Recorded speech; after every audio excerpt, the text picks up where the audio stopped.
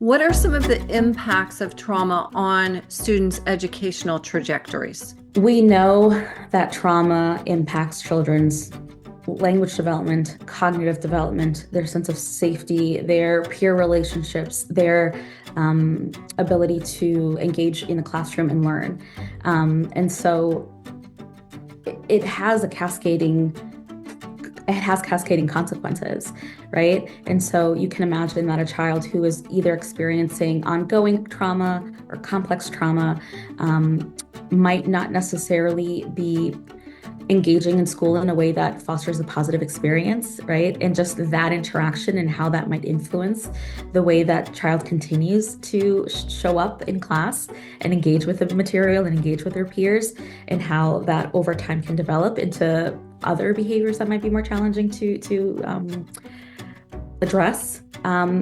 And so that's just from the behavioral aspect, but just thinking of like the impacts of trauma on children's memory and attention and cognition, these capacities to learn, that gap is going to continue to widen.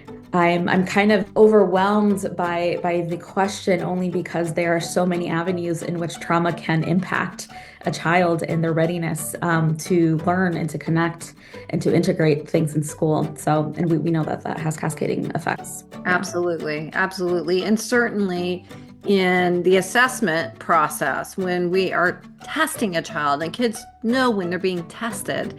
So, laying that on top of a child who is experiencing trauma is just adding more. Yeah, and that's sort of a core principle of this idea of trauma-informed care, where you want to resist re-traumatizing children, Mhm. right? How you define behavior too, first should be trauma-informed. I think often schools fall into more of a compliance-based method of engaging, and when a child is not engaging, you think they're not being compliant, versus that they might be having a trauma response to something in the environment or into that particular interaction.